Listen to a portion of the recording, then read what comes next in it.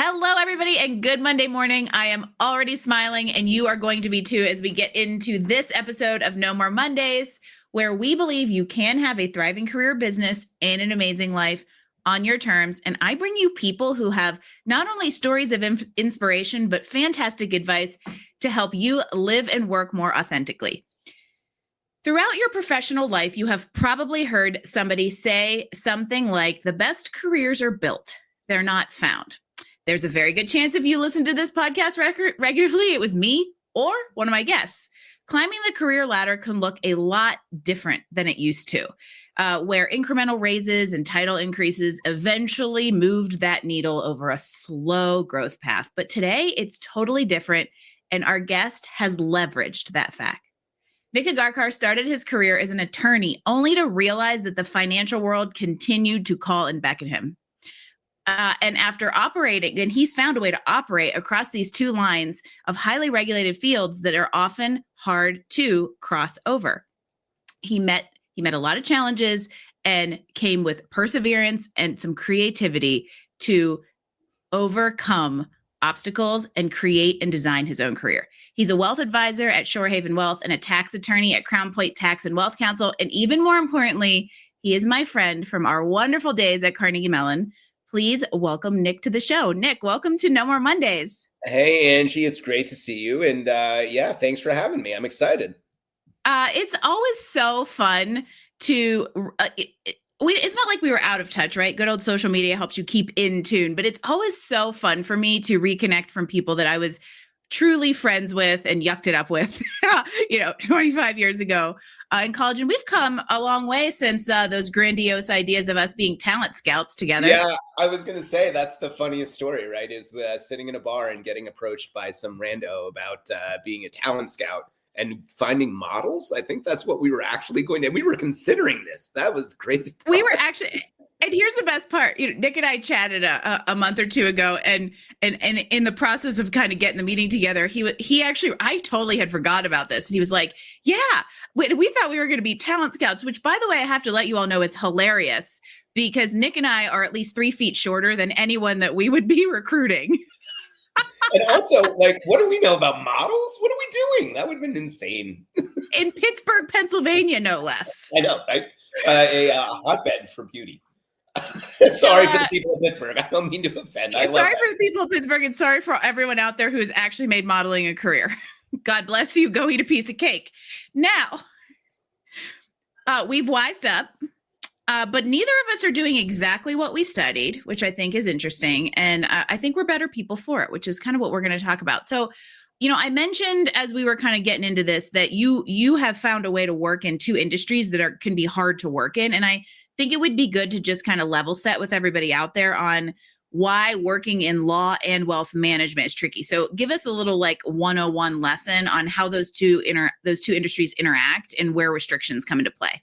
Yeah. So, I am with a registered independent advisory shop called Shorehaven Wealth Partners here in New Jersey. And then I also have my own law firm, Crown Point Tax and Wealth Counsel.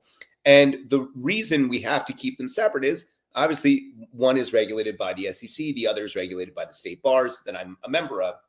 And the thing is that the industry, the financial services industry, needs the support of both the legal and the accounting industry, right? They kind of have to work together for a client to have a holistic picture of their entire financial life.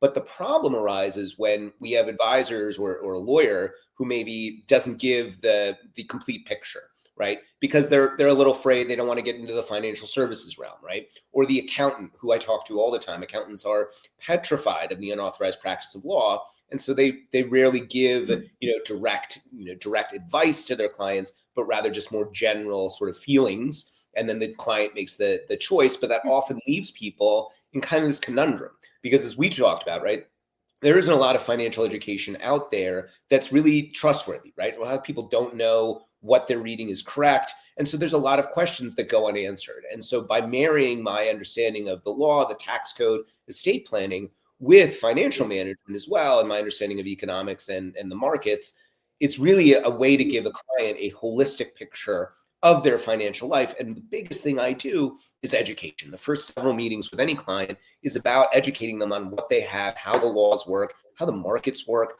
what risk tolerance they really are at, and versus, maybe they're taking too much risk.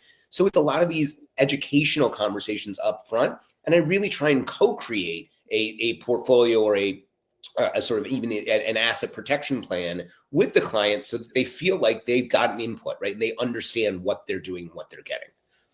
Well, and I love the education piece because there is fiscal education, even just down to how to balance a checkbook, which no one does anymore because of online banking, is never taught to us at an age where we should learn it. We kind of learn it on the fly when we have to.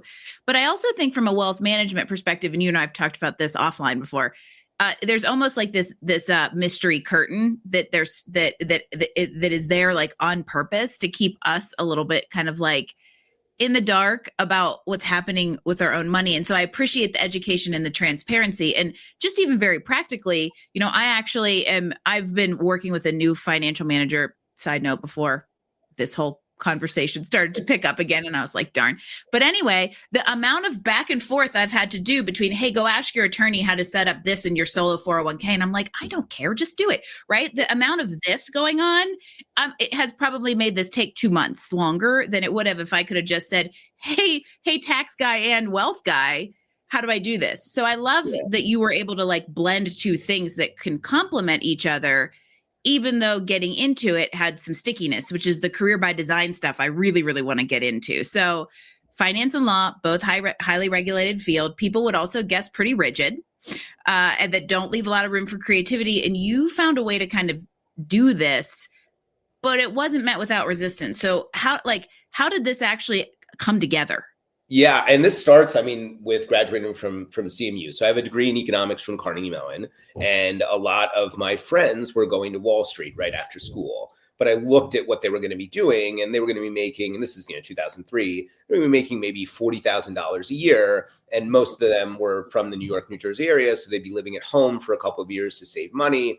So I thought, you know what, that sounds like a sucker's path. I'm going to go to law school, and then I'm going to be rich. And so I'm going to go do one of the other 5 traditional careers that existed for us in 2003. Right. And also, there wasn't all of this information on YouTube. It's funny. I tell my kids I'm older than Google, and they don't believe me. So yeah, I know. Oh, actually, my boy asked me. We were the people who got the you have to be invited for a Gmail account. We're older than Google. I remember. Yeah, or an EDU account for Facebook.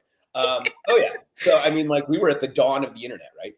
No, my son actually asked me if I was born in the 1900s the other day. I was like, oh.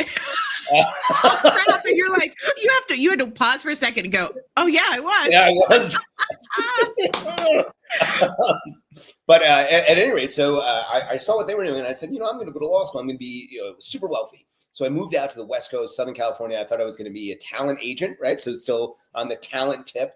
That theme lasted a little while longer than I would have expected. Right? Than you think, right? I really planted the seed. So I thought, that's my career. Coming out of law school, though, law school really changed me. I had a professor that my federal courts professor actually had us assist with a Supreme Court case that he had. So we went to the Supreme Court. It was about equal justice, and so I sort of took a litigation approach then to my career. I started with Binder and Binder, if anyone remembers that defunct law firm, right out of law school. And I moved back to the East Coast after law school, about 2 years after law school. And now my friends were about 5 years into their Wall Street careers, living it up in New York. And I was making $48,000 a year. So that went sideways. Yeah. That went backwards. That really backfired. Yeah.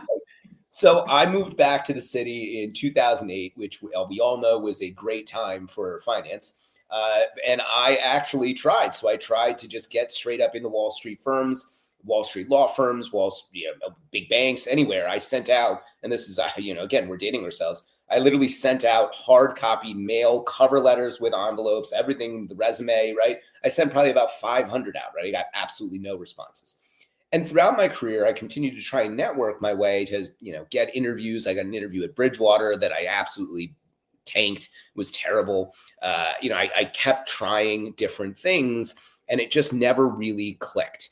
And so I just continued on this path of litigation, and I built and then I sold my own law firm. And that's when I really came close again to being, you know what, I've got a little bit of money. How about I just day trade, right? I was coming up with crazy ideas like, oh, I'll trade and I know how the markets work, so I'm going to do that, right? And I kept trying to build it myself, but nothing really stuck until I was actually out of law entirely. So I sold my law practice and I was in management consulting. And during that time in management consulting, those clients sort of off to the side would say, but you're still an attorney, right? Because I have this side hustle. And these are people at, Fortune 50 companies. So they have a W-2 job. They're executives, but they've also started this side business. Or they have questions about, hey, you know what? I'm getting taxed on these restricted stock units. I don't understand why, right? And so I would explain these things to them. And that's when the light bulb went off that, hey, you know what? I think this is it. This is how I can sort of bridge that gap and get to a place where I've now sort of created my own career, right? Where I'm a tax attorney. I do to people's taxes. I do tax strategy. And then I also help people manage their money, right? And protect their wealth and grow their legacies. So it was something that sort of, again, happened, but it wasn't without, kind of a belief that I could still do it. Oh, I want to lean into the belief system for a minute, because what I think is also so interesting about, I have this, you spoiler alert, we already know we're on the same page about this, everyone. So this is going somewhere, but I feel like everything you just said is so entrepreneurial, right? Like I could do this. Let's throw some stuff at the wall and kind of see what sticks. But in a way, some of that ended up working out because it was the learning and the weeding in and out, that once you arrived at the point, that's what I think is so incredible about this. Like the entrepreneurial journey or career by design is a lot of times you arrive at it. You really actually don't even find, like if careers are built, not found, you tend to arrive at the point of it being building, which sounds like this kind of happened for you. All of these various things and trials came together at a time and place that was finally right. You had manifested it. Right. Nothing happens until you're ready for it, right? And I had to go through some pretty tough times, right? Of, at points I had just given up, right? Of, look, it's just never going to happen for me. No one's ever going to look at me that way. And really being down on myself, right? And I've tried so many different things. I lost a lot of money along the way, right? And so it's can be really discouraging, but it's just the constant and consistent belief that I can do this. I know that I can do this. It just isn't presenting itself right now. Well, and mentally, when you're in that moment or that long moment of this isn't working, I'm close to giving up, but I believe, tell me more about, I almost want to ask, like, how does that look and feel in reality? I know how it looks and feels for me, but I've never had somebody else like explain that their feelings of like, why am I keep getting beat up, but I still believe I have this thing. Talk to me more about that. Yeah. So, it's interesting. You have to set an intention deeply within yourself, right? And this is something I learned in therapy, to be quite honest, right? So, the way that this sort of breakthrough happened, wasn't magical. It happened because I finally put in the inner work. So my marriage was on the rocks, and we went to counseling. And we did these sort of family of origin stuff. And I talked about my upbringing. My parents are immigrants from India. So anyone that has immigrant parents know it's a pretty strict household. But then in addition, the therapist came up with some things to look at in terms of my mother perhaps having some narcissistic tendencies. And I looked up kind of what that means for me as a child of a narcissistic parent. And it came out that, look, these folks have trouble with interpersonal connections. They're quite angry all the time, difficulty feeling. Wow, that explained a lot of my life struggles. And so I went deep within myself and really sort of repaired some of those traumas and those wounds, and really came out with a meditation practice, journaling, and every day sort of believing and actually, there's a great book by this coach, Lou Tice, that I read initially, and it's called Smart Talk, right? And it's about changing first that inner dialogue, right? And that's where it started for me, was instead of saying things like, God, I'm so stupid, like that's just awful, saying things like, you know what, that's not like me. Usually I don't do that. That's strange that happened, right? How can I fix it? Rather than being so down and negative all the time, it's changing that mindset. And that set me on this path of, okay, yeah, maybe, I shouldn't be a litigator. I should be doing something in business, right? Let's try, creating businesses.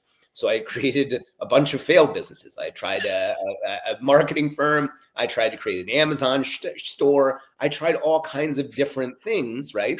That I believe like, okay, I can believe I can do it, right? But in doing those things, and I tell people this all the time, the learning curve that I subscribe to is one that's not linear, right? So it goes all the way up. I think that, if you look at the graph, right, it goes up quite quickly, right? But then 70-degree angle. Yeah. Right. But the thing is that when you get to this point, right, you think because you've learned so much so quickly, you're on top of what I call Mount Stupid, because you believe that, oh my God, I know all this stuff, right? And then you get punched in the face and you go all the way back down, realizing that, oh God, there's so much more I don't even know. I have no idea. And then you build back up slower to understand, okay, here are all the things I don't know. So you're a little more cautious, right? A little more humble. And there's that humility. Right? It's like infinite false summits. And the parallels between these are, you and I, this is apparently we have just been like walking adjacent for the last 25 years without even knowing it. But here we are, we came back together at the right time. Because I love what you said that about like, you have to be ready, and it required the work on yourself in order to be ready, which I'm guessing then made the climb got probably a lot less steep because it started to become clearer what you should be doing versus I'm going to try, right? Right. And again, it's the figuring out, always trying to force the how, right? So I talk about, you just kind of have to leave that unknown, right? And a lot of people come to me and they say, well, wait a minute. So I can just think, I just have to sit here? No, that's not it, right? So I talk a lot about the RAS, the reticular activation system in our brains, right? So it's right above the spinal cord. And it's the thing when you want a new car, right? And you're really thinking about this new car, you see it everywhere, right? You see those things all over the place.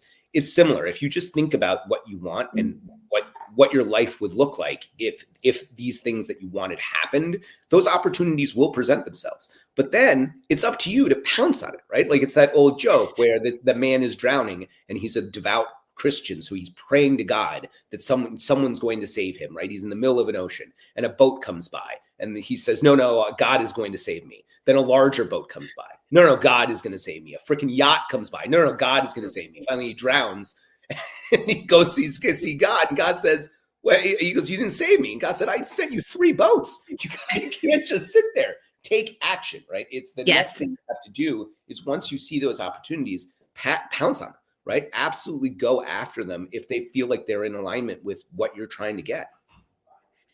I love this so much because I have to point out that a Carnegie Mellon engineer and economist have just walked into a yoga studio. Right? Yeah. But this is so, and I'm wondering if it's because you and I have similarly like left and right brains, right? Analytical, but like strategic and creative with that thread of entrepreneurial spirit that really makes you look at things differently. Because I have found that exact same thing where you get put in the right time and the right place. This is not luck. You arrive, but you have done the work to get yourself there. And I believe that any success in business. I also love the fact that you started to flip the script, right? Instead of looking at this as how do I get into law or finance, I'm going to take it as a business angle, which started to become the right action. And I tell people all the time, like entrepreneurship especially, and I would even venture to say success in most career tracks is 80% mindset, because you can choose whether to be miserable or happy or at least content in a situation. And you can also choose to change it and do the work on yourself and the exploration to actually get to something you said that I'm going to put 2 and 2 together. And I love, this is the woo-woo of 2 Carnegie Mellon technical grads here, is you keep hammering the how, but the answer's in the why. Yeah. And honestly, the how will take care of itself. You have to have that intentional why, right? Of why am I doing this? And honestly, it has to be of service, right? It has to be of service to something or some greater good for it to really actualize, right? Because if you just want money just for money's sake, it will almost likely never come, right? Because you're constantly wanting it just for its own sake. What will you do with it? What will it feel like? What things will you do next, right? I talk to them about this with my clients all the time. They say, oh, I want to retire at 67. Then what? Well, then I'll be retired. Okay, but what will you do all day, right? What are the things that are actually going to happen, right? So you can't just be the dog that catches the car and has no plan. You've got to think through, okay, what is it that I want? Why do I want it? Why is it important to me? And how can I then create this space for myself to see the opportunities around me? Because if you're constantly negative and you're constantly saying, oh, it's just never going to happen, it's just never going to happen, well, then you're never going to see any of the opportunities that are right in front of you, right? You're going to miss the boats that are sailing right past you because you're in a mindset where you feel like it's just never going to happen for you. I'm a huge fan of that book. Oh, yeah. Yeah. Carol Black.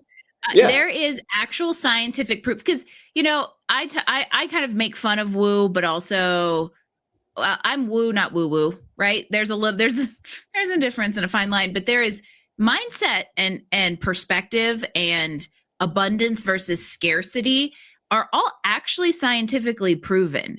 And there is a power of positivity that I think a lot of people discount, that you can't manifest something. No, you're not just, like you said, pray for God when 3 boats are going by. There were your actions, right?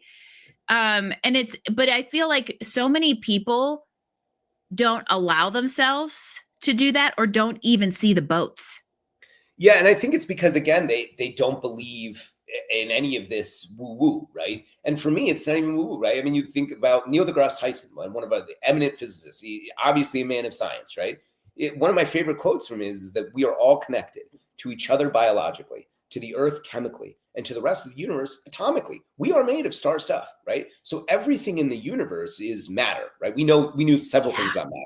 It can't be destroyed, right? No matter can actually be antimatter. It doesn't go away. It just changes its state, right? Well, how did it come into creation? How did it happen, right?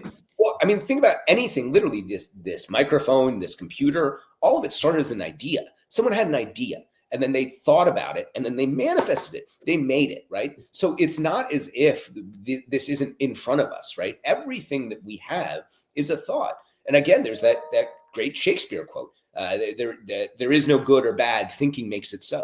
It's the truth. It's your perspective. There's no such thing as a good thing or a bad thing. They're just things. How you engender them is what gives them and imbues that power over you. But if you can just accept that this thing is a thing and it happened, and this is hard. I'm not saying this is easy because we're people, right?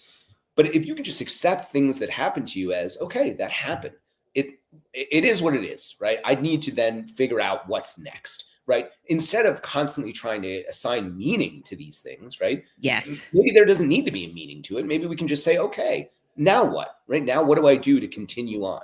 And one of the things that I've been thinking about lately, it's the sort of the switch from determinism to teleology, right? So if you think about cause and effect, right? So, you've got a friend who was horribly abused as a child, and so now he's a shut-in, right? So the cause was the trauma from the child, and now the effect is that he, is a shut-in.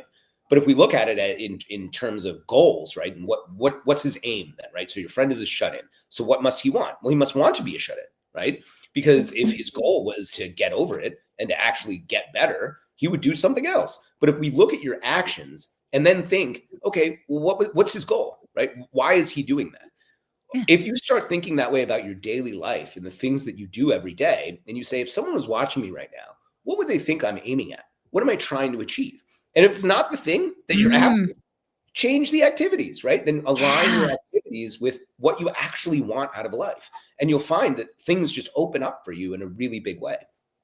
Well, and it goes back to, y'all probably are sitting out there going, man, Angie talks a lot about these 3 letters. If you know where the why, you can align those things. If you don't know the why, or you don't know the general, compass direction you're aiming for, you can't determine what aligns, what doesn't. And if you're just doing random stuff, or if it's actually going to be, productive, moving along some path. It doesn't have to be, it can be a winding path, but it's at least like, okay, I'm heading, northeast. Okay, cool. But if you don't even know that, you get in the car, you're going to drive around in circles. Yeah. And I mean, look, the other thing is that life isn't linear like that, right? Life is just a series of moments. And so in each moment, you have options and choices to make. But those moments will pass you by if you are constantly focusing on just this linear thought of, Yeah. I need it to keep going this way, right? Yeah. But take the moment and see what happens, right? Yeah. Because that's honestly where magic is. But we are all so involved in our own selves and here's what I need to do today and sorting out what I should and shouldn't be doing rather than actually just living now because it's in front of us, right? I mean, we're waiting to retire at 67. Exactly, right? I mean, why not now, right? What are we doing? Why not now? Exactly. And I mean, I tell people this story all the time. My dad retired for 1 year. He went right back to consulting because, it's what else? What do they know What's he to going to do? do? Right. Yeah. And so it's often it's building that muscle of, okay, well, what do I want? What do I want out of life? What do I want from myself? What do I want from others? And I mean, really, the biggest thing is also dropping those expectations of others. You can't put those on other people. You can only expect from yourself. And Mhm. so, I unfortunately run into people that just get very angry with other people, right? And they can't seem to be okay with being disliked. And that's a big thing that I had to learn was just being okay that, not everyone's going to like me. Not everyone's going to want to work with me. And that's fine. That's okay. And if you don't like me, cool. Be angry about it. But I'm not going to, right? Because it's a waste of my time and a waste It's a of waste of you. Yeah. Yeah, it's a waste of my brain power, my energy to be concerned about whether you like me or not. And that took a long time for me to internalize that and just be okay with, hey, you know what? If you don't want to hang out with me, cool. I can move on. Because she's listening, I have to say hi, Mom, because she's sitting here going, I know what you're talking about. Because my mom is a people pleaser who doesn't like confrontation. So guess what is very, very hard for her and therefore was very, very hard for me, which is the people don't like me. And the thing is, I find, and you're probably the same way from a person because of your personality. It doesn't happen very often, but when it does, there's a lot of rub there with the dislike. And what I finally realized through a lot of challenges that brought on animosity and the critics was that the anger towards us is actually more about them and not us. And if you can wrap your head around that, it becomes a little easier to not take it so personally. And then you condition yourself with a thicker skin. And each time it happens, it's less and less and less. But ultimately, I decided that those people weren't going to get to take my joy. Right. And you can't control them, right? No. Again, we've talked about this. The only thing that you can control is your reaction to it, right? Yep. So if you believe that, what this person has done is bad and you want to harbor some resentment and anger towards it, that only eats at you. That doesn't go towards them. That they aren't feeling what you're feeling. You have to let it go, right? And that's so hard. It's very difficult. I'm not saying these things. That doesn't happen overnight. It takes a long time. Yeah, I also would like to welcome you to what I believe is a new career by design between Angie and Nick, and that is scientific philosophy. Please welcome to the show. We could philosophize all day about how to live our best life. All day and shout into the void together. And I also think it's very important right now, and we won't go any further than that, to focus on what you can control. You can control how you react. You can control what you do. You can control how you talk to and how you treat people. And that will, that will bring about what it brings about. And I think this is a good time to start. Maybe there's little bits of practical advice in here, whether you all out there realize it or not, but we're going to go a little bit even more straightforward. So let's say there's somebody out there sitting that's sitting in inaction, but they've got the inkling that it's not right.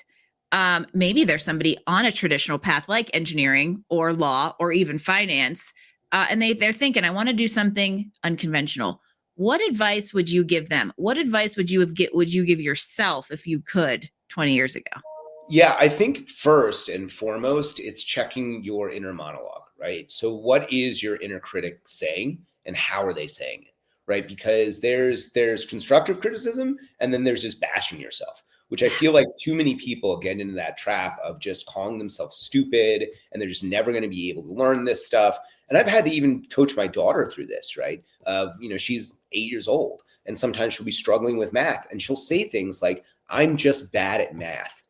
And I have to stop her and say, no, that's not the mindset. It's just that this is a hard problem. So let's break it down and let's figure this out because you are good at math. So it's changing that inner monologue and saying, okay, these aren't bad things. I just need to figure this out. I need to figure out why am I being frustrated by this? What's blocking me here? And honestly, It sounds so cliche, but it started for me with gratitude. It's looking around and saying, okay, what is working, right? What am I Yes. grateful for? What's really happening that I'm really grateful that these things are happening, and just listing that out, right? And starting a gratitude journal. It really Yay. does make a difference. It really does make a difference. It really does. And it is scientifically proven. And my addition to that is do it in the morning and the evening, right? A lot of times I'll tell people wake up and affirmation-y, but like 3 things you're grateful for about yourself and that you're good at. And I usually say in 3 days, it'll be hard because I have nice hair is not allowed to be repeated every day. And then at night, 3 things you were grateful for that day. And it is scientifically proven. Again, you're from your scientific philosophers over here. It is scientifically proven that does change your brain chemistry overnight while you sleep when you end and start the day with a positive thought. Yeah. And it's also, it keeps your energy up all day, right? I mean, and also you start looking out for things to be grateful for, right? Throughout the day. Because again, it's that reticular activating system. It's the thing that will show you what you're thinking about. So if you're thinking about, hey, you know what, at the end of this day, I got to come up with 3 things that I'm grateful for. Guess what? You're going to find a lot of gratitude. There are things to be grateful for during your day, right? A lot of things are going to happen to you suddenly that, wow, I'm really glad I had that conversation. I'm really happy I was at that meeting, right? These are you're going to start noticing, again, the moments of your life that perhaps you just aren't paying attention to. So, and it also takes a lot of getting out of your own way, right? I think we spend a lot of time buried in our phones, heads down, just sort of scrolling mindlessly and letting our minds just wander and be on autopilot because we can't stand being alone with ourselves. But why is that? It's because we don't treat ourselves well, right? Because we have no grace for ourselves, right? That's right. That is a very, very, very good. Oh, I want to highlight that. What Nik just said is part of the reason we doom scroll and lean into all the distractions available to us is because we don't like being alone with ourselves. When was the last time you ever sat in a room with absolutely nothing on? Or I'm a big fan of Get Outside because it forces you to do this. When was the last time you just spent time with yourself? Yeah. And I mean, that's the thing is I talk to people and I'm like, meditation has helped me greatly. And they say, oh, I can't meditate. Or they say, I'm bad at meditating. It's impossible. It's impossible that you can't, and it's impossible to be bad at it because it's sitting. It's just sitting quietly and not thinking. Which we do for hours and hours and hours a day. Exactly. Right? Just sit quietly and just sit. That's all you have to do. And just don't do anything else. So again, change the perspective. It isn't meditation. It's just disconnection, right? Sit with nothing else for 5 minutes, right? These are all really small things. And this is the kind of stuff, by the way, I got to tell you, I have a feeling, we've got competing bookshelves here. Yeah. And I have a feeling some of the same covers are in them because this is the stuff I have really appreciated and found it has made a difference of like these just like very small but habitual things that you can lean into that aren't a big lift, right? Sit and be with yourself for 5 minutes. Spend 3 minutes in the morning and at the end of the day, being grateful and recognizing what you have to be thankful for. These are small things that I actually would challenge you all to do. Nik and I are going to challenge you to spend 1 month doing, let's add a third, right? So we've got meditation, journaling. What's a third small thing we can challenge people to do for the next month? And then they can tell us what it did for them. Yeah, I read for 20 minutes a day. Read any book. It doesn't matter. Read a book. But I would urge you to get a physical book, right? And actually sit and read, hold the book and really be present with the action of just reading, right? It gives your mind something to do. And again, you'll learn something, right? And look, I tell people this. So I met my wife on Match.com and I attribute that success to Tina Fey. Because just before I redid my Match.com profile, I read Bossy Pants. And she is so funny in that book. And that book is so well written that I wrote in that style for my Match.com profile. It influenced your profile. And it worked, right? And so, I mean, look, I think that this is part, that's a cheeky little story, but I mean, this is part of it, right? This is just sort of, look, you never know what you're going to take away from a book. And, I'm going through this with my kids right now. They're still, the little one is still learning to read. But, I tell them, look, once you get past this learning to read, you read to learn. And that's when whole new worlds open up, right? Is because you're able to think through these things that you're reading about. And this sort of gets your brain going. So that's kind of my devotional practice in the morning is meditation, journaling, and then I read for 20 minutes. Read, right? Be still. Just be. Yeah. I love that. I'm a huge fan of, because also there's something about the tactile of the pages of the book. Yeah. And I'm starting to run out of room, but I know. I've had to do some e-reader. I know. I do both, but yeah, I think we both have the same problem with collecting books that we. I can't remember the name of it. There's know, actually a Japanese word for it, right? And the Tina Fey thing is a fun little, like, just kind of like, as we take this from this big meaty, like, it's not actually that. This isn't that hard, but it can feel heavy if you just don't know yourself, right? But the Tina Fey thing is such a light and fun way to just put a stamp on this, that how these very small things can impact you. You know, I have a business growth mastermind, and a couple weeks ago, one of the guys in it looks at me and he goes, "Angie, you think everything can be solved by a book?" And I'm like, it can. There's really not that much original thought out there. You can usually find it. It's just which perspective appeals to you. Yeah, I mean, and so to go back to the career issue, right? People ask, like, "Oh, how do you know all this stuff?" Right? And literally, one guy challenged me that said, "There's no way you can know all of these things and be wearing these two hats unless you're the smartest person in the world."